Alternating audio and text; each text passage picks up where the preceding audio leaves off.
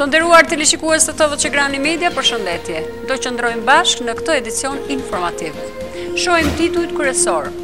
Gripi në regionin e Gostivarit, e akuzuar edhe gruaja e Verushevskit të kënaqur nga provat.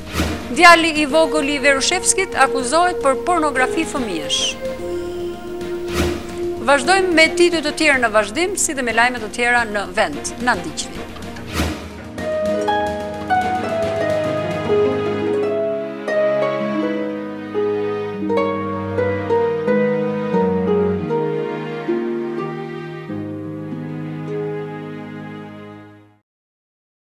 Super aksion fundjavë në Carrefour prej më 30 janar deri më 1 shkurt.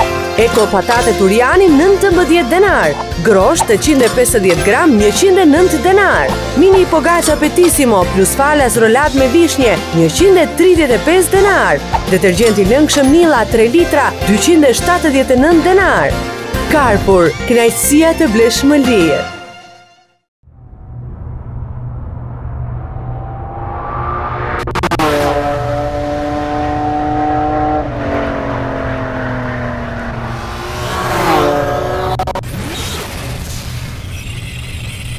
With the experience of Real Race Engineering, we offer you top-of-the-line tuning and styling, trade your spare parts, and provides the best service you can expect from a company in the automotive business.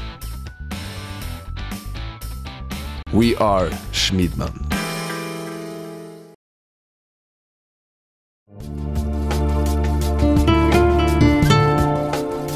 Rio Company, firmë me renome në mbar rajonin. E gjeni rreth autostradës Gostivar-Tetov, e cila ofron mermer, granit, gur, gëzhoj, si dhe shumë elemente tjera dekorative. Njashtu janë edhe distributor ekskluziv të pllakave të brendit të mirënjohur Kase Italiane. Aty gjeni edhe dyer të mbrëmshme, prodhimi austriak. Rio Company, partner i besueshëm për cilësinë dhe korrektësinë që ofron.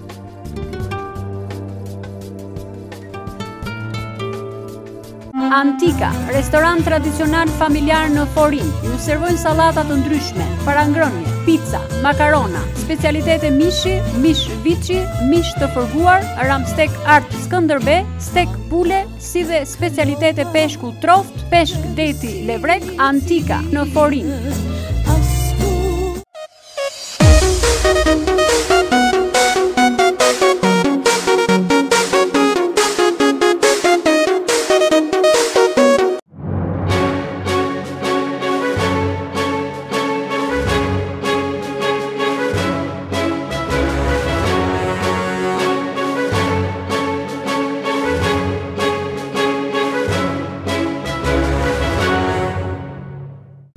Përcjellim lajmet e ditës së diel.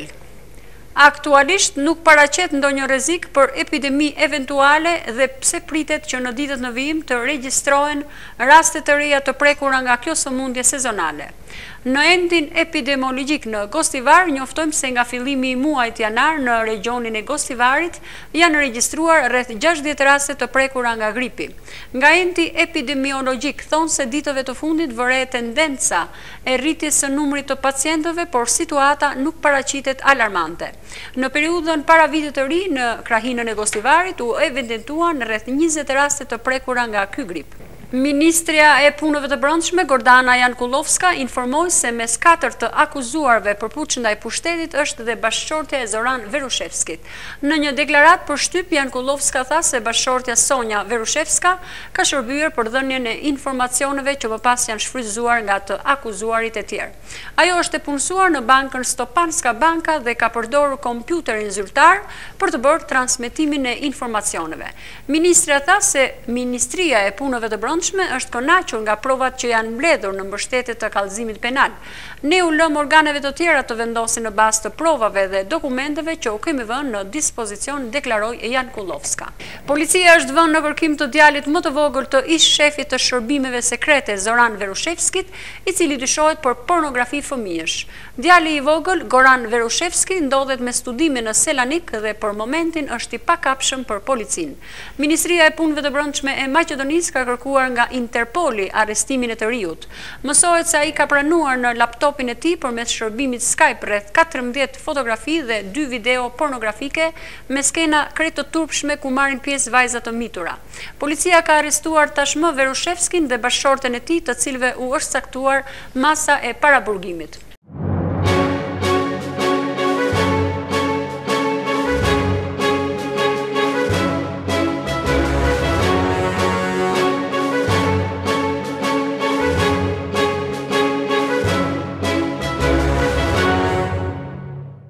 Vjoj më tej me lajme nga rajoni. Plot 95 kosovar janë kapur nga policia austriake të premten në një tren në Austri që udhëtonte nga Hungaria drejt Gjermanisë në Munich. Policëve të cilët po patrullonin në tren nuk kishin rënë në sy të 95 refugjatëve në mesin e të cilëve burra, gra dhe fëmijë, derisa treni po udhëtonte në mes të qyteteve austriake Linz dhe Spolten. Emigrantët ilegal ishin ndaluar nga policia në Linz dhe janë dërguar në qendrën e policisë për të huaj, ku të gjithë personat kanë bërë kërkesë për azil, njoftojnë autoritetet policore. Policia ka pasur mjaft pundje për të siguruar strehim gjithë këtyre njerëzve.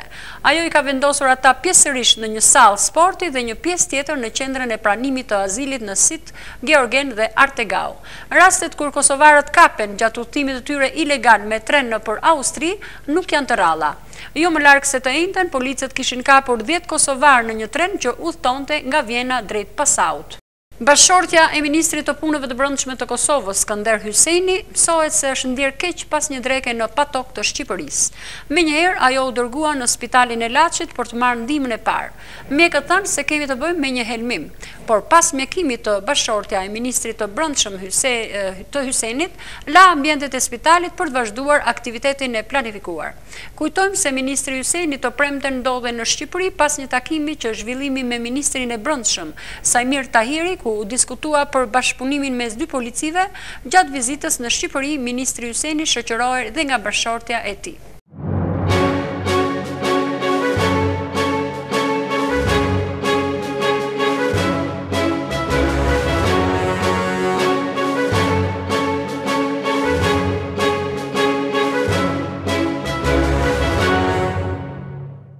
Shohim zhvillimet në botë. Kryeministri i ri grek Tsipras po e vë në rrezik vendin e tij pasi nuk po respekton kushtet. Kështu është shprehur sot kreu i Parlamentit Evropian Martin Schulz për të përjashken gjermane Der Spiegel. Deklarata e tij vjen pasi ministri grek i financave Varoufakis u shpreh se Greqia nuk do të bashkëpunojë më me Trojkën duke quajtur komitet jo serioz anti-europian. Një nga krerët e Al-Kaidës në Gadishullin Arabik deklaroi sot se Franca ka zëvendësuar SBA-n duke dalë në krye të listës së vendeve armike nga Islami në një regjistrim audio të publikuar sot. Me dobësimin e Shteteve të Bashkuara të Amerikës, vitet e fundit Franca ka zënë vendin e saj me luftën kundër Islamit, deklaroi shefi ideologjik i AQPA-s, Ibrahim Al-Rubaish. AQPA e konsideruar nga Washingtoni si degëzimi më aktiv dhe më i rrezikshëm i Al-Kaidës kishte marrë përsipër në mes të janarit sulmin në Paris kundër gazetës franceze Charlie Hebdo, ku vdiqën 12 persona. Gjatë këtij mesazhi, një tjetër përgjegjës i AQPA-s, Nasser Al-Ansi, kishte pohuar se grupi kishte vepruar nën urdhrat e shefit të Al-Kaidës Al-Zawahiri për tu hakmarrë për profetin Muhammed që ishte karikatuar nga revista satirike franceze.